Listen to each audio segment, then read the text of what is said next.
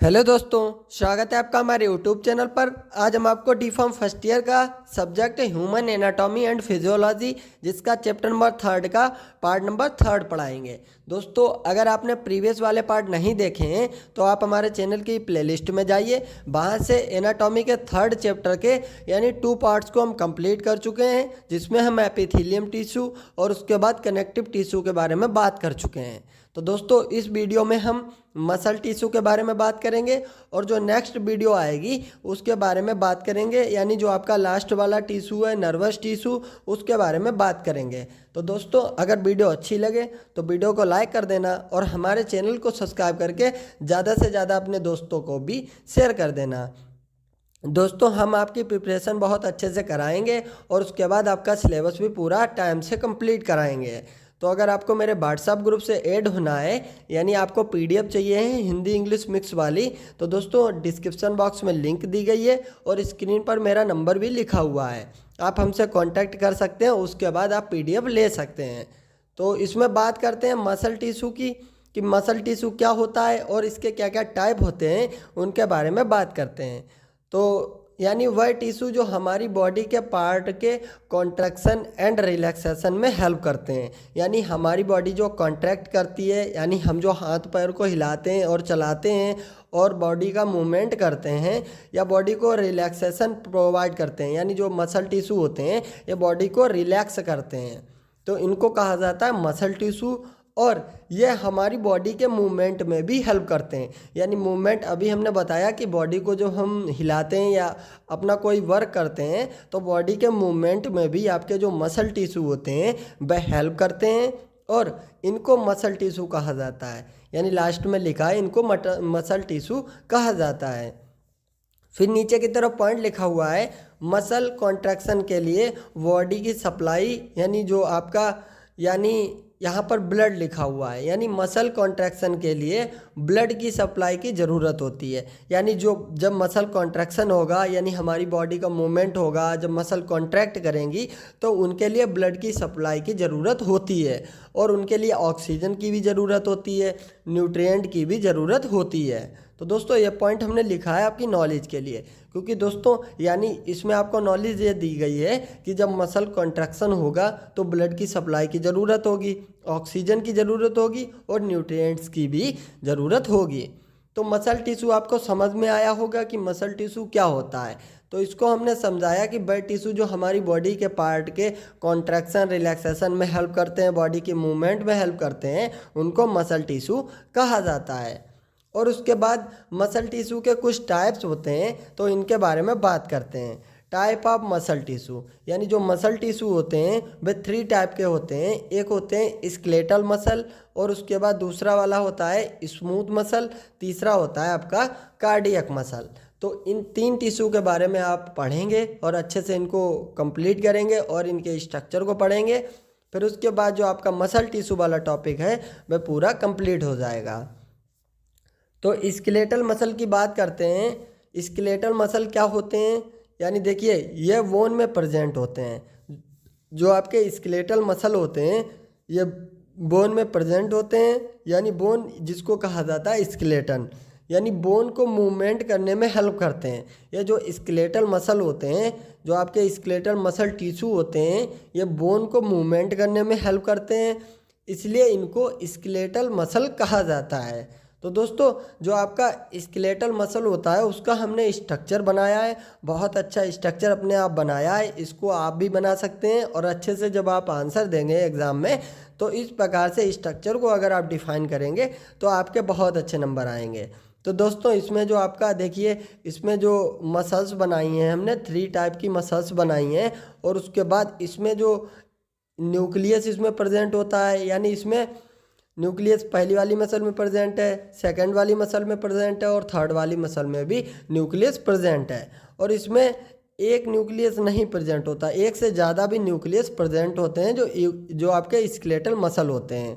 और नीचे की तरफ पॉइंट है ये वॉलंटरी मसल होते हैं, इनको हम अपनी इच्छा से कंट्रोल कर सकते हैं क्योंकि ये वॉलंटरी मसल होते हैं। देखिए दोस्तों, हमारा जो हाथ होता है उसको हम अपने आप कंट्रोल कर सकते हैं, यानी हाथ को नीचे करना है तो नीचे कर सकते हैं, अगर ऊपर करना है तो ऊपर कर सकते हैं, उठाना है तो उठा सकते हैं। तो दोस्तों इसको हम खुद से कंट्रोल कर सकते हैं, तो इसीलिए इसमें लिखा है ये वॉलंटरी मसल होते हैं, इनको हम अपनी इच्छा से कंट्रोल कर सकते हैं। फिर बात करते हैं, इनके कुछ और पॉइंट्स लिखे गए हैं, यानी इनकी कुछ क्वालिटीज़ को हमने लिखा है तो उसके बारे में बात करते हैं।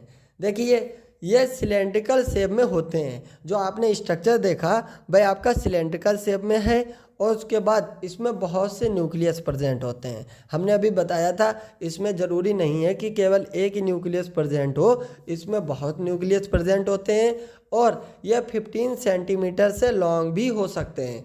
आपके जो मसल, जो आपके स्केलेटल मसल जो होते हैं, यानी जो स्केलेटल मसल टिश्यू होते हैं, ये आपके 15 सेंटीमीटर से लॉन्ग भी हो सकते हैं, और इसमें कोई ब्रांच प्रेजेंट नहीं होती हैं। जो आपने स्ट्रक्चर देखा, देखिए उसमें कोई भी ब्रांच प्रेजेंट नहीं थी, तो इसीलिए इसमें लिखा है इसमें कोई ब्रांच प्रेजेंट नहीं होती है। तो दोस्तों इतना आप स्केलेटल मसल के बारे में पढ़ सकते हैं, इतना आपके लिए सफिशिएंट है, आपकी नॉलेज भी बढ़ेगी और आपको अच्छे अच्छे पॉइंट भी समझ में आए होंगे।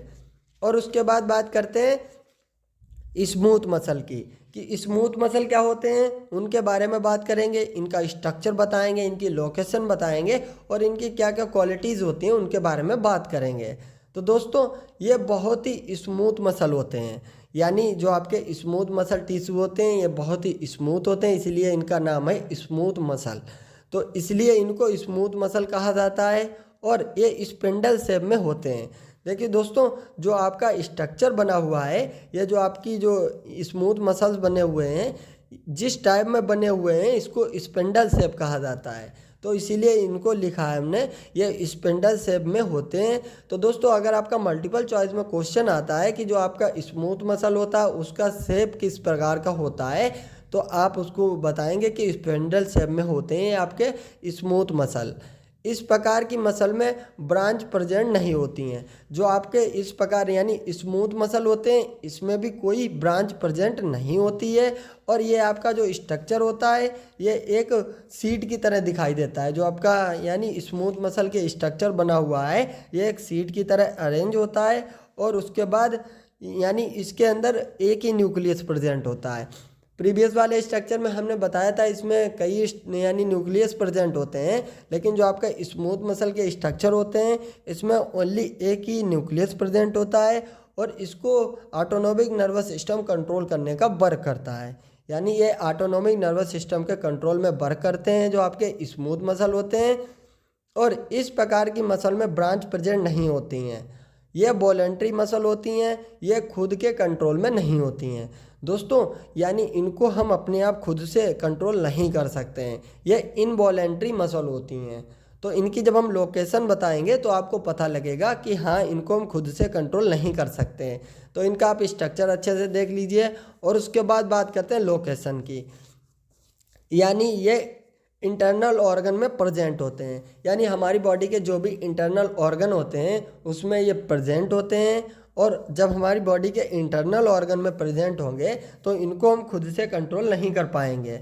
और ब्लड वेसल की जो मसल होती हैं वह स्मूथ मसल की बनी होती हैं, जिनके अंदर ब्लड यानी बहता है, यानी जो ब्लड वेसल्स होती हैं वह हमारी किसकी बनी होती हैं, स्मूथ मसल टिश्यू की बनी होती हैं। जो हमारा रिस्पायरेटरी ट्रैक होता है वह आपका स्मूथ मसल का बना हुआ होता है। यूरिनरी जो ब्लैडर होता है और जो यूट्रस होता है ये स्मूथ मसल का बना होता है। तो बॉडी के हमारे इंटरनल ऑर्गन जो हुए वह आपके स्मूथ मसल के होते हैं, कुछ हमने बताए हैं। तो दोस्तों इनको हम खुद से कंट्रोल नहीं कर सकते, इसलिए इनको इनवॉलेंट्री मसल कहा गया। तो ये आपका स्मूथ मसल हो गया। फिर बात करते हैं एक आपका लास्ट वाला टाइप है जो आपका है कार्डियक मसल। कार्डियक मसल के बारे में बात करेंगे, इसका जो स्ट्रक्चर होगा उसको बताएंगे, और उसके बाद जो आपका यानी ये वाला जो टिश्यू है, जो आपका मसल टिश्यू है, ये पूरा कंप्लीट हो जाएगा। और दोस्तों आपने अगर प्रीवियस वाले टिश्यू नहीं देखे हैं तो आप हमारे चैनल की प्लेलिस्ट में जाइए, वहाँ human anatomy and physiology D form first year की प्लेलिस्ट हमने बनाई है प्रॉपर, उसको आप अच्छे से वहाँ से पढ़ सकते हैं। और आपके अदर सब्जेक्ट की भी प्लेलिस्ट हमने अच्छे से बनाई है, उनको भी हम कवर करेंगे। तो दोस्तों अगर वीडियो अच्छी लग रही हो तो वीडियो को लाइक कर दिया करो और हमारे चैनल को सब्सक्राइब करके ज़्यादा से ज़्यादा अपने दोस्तों को भी शेयर कर दिया करो। तो बात करते हैं कार्डियक मसल के बारे में। यानी कार्डियक नाम से ही पता लग रहा है, यानी जो टिश्यू हमारे हार्ट में प्रेजेंट होते हैं, हार्ट से रिलेटेड होते हैं, उनको कार्डियक मसल टिश्यू कहा जाता है। तो इसमें हमने क्या लिखा है, जो मसल टिश्यू यानी जो मसल जो होती हैं हार्ट का पार्ट होता है मायोकार्डियम। यानी जो आपका हार्ट की 3 टाइप की लेयर होती हैं, एक होता है इंडोकार्डियम यानी हार्ट के अंदर वाली लेयर, और उसके बाद बाहरी लेयर जो होती है पेरिकार्डियम होती है, और जो बीच वाली लेयर होती है उसको कहा जाता है मायोकार्डियम। तो दोस्तों जो आपके मसल यानी कार्डियक मसल होते हैं, यह हार्ट के मायोकार्डियम में प्रेजेंट होते हैं, उनको कार्डियक मसल कहा जाता है।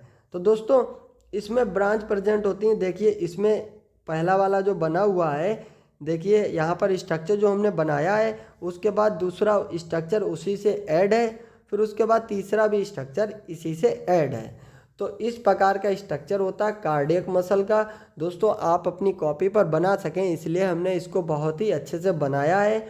और उसके बाद ये मसल भी स्मूथ मसल की तरह इनवॉलेंट्री होती हैं, यानी यह भी हमारे कंट्रोल में नहीं होती हैं। यानी हार्ट के अंदर जो मसल प्रेजेंट होंगी वह हमारे कंट्रोल में नहीं होंगी। यानी जब हार्ट कॉन्ट्रैक्ट करेगा तो उसको हम रोक थोड़ी ना लेंगे, हार्ट कॉन्ट्रैक्ट करता है फिर रिलैक्सेशन करता है। तो दोस्तों ये इनवॉलेंट्री होती हैं मसल्स। ये मसल्स में एक ही न्यूक्लियस प्रेजेंट होता है, यानी जो आपका यानी जिस प्रकार से जहाँ से ब्रांचिंग की गई है उसके ऊपर वाला पार्ट जो है, इतना ऊपर सा पार्ट है, वह आपका एक मसल है, कार्डियक मसल है। उसके बाद उसके नीचे दूसरा कार्डियक मसल है। इसी प्रकार से दूसरे वाले स्ट्रक्चर में ऊपर वाला जहाँ से ब्रांचिंग पहुँची है, ऊपर वाला जो है वह आपका एक कार्डियक मसल है और नीचे वाला आपका सेकंड वाला है। तो दोस्तों इस प्रकार से ये दोनों ऐड होते हैं और इनके अंदर केवल एक ही न्यूक्लियस प्रेजेंट होता है और इसमें ब्रांच भी प्रेजेंट होती हैं। हमने पहले ही आपको बताया कि इसमें ब्रांच प्रेजेंट होती हैं। और उसके बाद ये मसल जब एक दूसरे से कार्डियक मसल से जुड़ती हैं, यानी एक जो आपकी कार्डियक मसल हो गई वह दूसरी कार्डियक मसल से जुड़ती है, तो उनके बीच एक जॉइंट लगता है जिसको इंटरकोलेटेड डिस्क कहा जाता है। दोस्तों यानी जो आपका ऊपर वाला कार्डियक मसल है नीचे वाले से जब जुड़ता है तो उसके बीच एक जॉइंट तो लगेगा ही, तो जिसको कहा जाएगा इंटरकोलेटेड यानी जो डिस्क, यानी इस नाम से इसको कहा जाता है। मल्टीपल चॉइस में ये क्वेश्चन इंपॉर्टेंट होते हैं इसलिए हमने इनको डिफाइन किया है, क्योंकि आप लोगों का एग्जिट एग्जाम भी होगा और हम मल्टीपल चॉइस की भी preparation D form first year D form second year की प्रॉपर कराएंगे। और जितना मेरा कंटेंट है इसमें से आप अच्छे से पढ़ लेते हैं तो आपका कोई भी क्वेश्चन बाहर नहीं जाएगा, आपके एग्ज़ाम के अंदर अच्छे से आपकी प्रिपरेशन भी हो जाएगी। फिर लास्ट वाला पॉइंट है इंटरकलेटेड, जो आपका डिस्क होता है यानी जो जॉइंट होता है, मैसेज को जल्दी ट्रांसफ़र करने में हेल्प करती है। यानी जब इनके बीच एक जॉइंट लग जाएगा तो पहले अगर कार्डियक मसल में कोई इन्फॉर्मेशन होगी तो वह दूसरे कार्डियक मसल में पहुंचने में बहुत आसानी से पहुंच जाएगी और पूरे जो कार्डियक मसल होते हैं वहां पर इन्फॉर्मेशन पहुंच जाएगी, इसलिए ये जॉइंट लगा होता है। तो दोस्तों इतना आप कार्डियक मसल के बारे में पढ़ सकते हैं, कार्डियक मसल क्या होता है, उसका स्ट्रक्चर क्या होता है, और जो आपने टिश्यू के बारे में पढ़ा यानी मसल टिश्यू क्या होता है उसको बताया, उसके जो टाइप होते हैं उनको हमने डिफाइन किया। तो अगर वीडियो अच्छी लगे तो वीडियो को लाइक कर देना और हमारे चैनल को सब्सक्राइब करके ज़्यादा से ज़्यादा अपने दोस्तों को शेयर कर देना। वीडियो देखने के लिए धन्यवाद दोस्तों।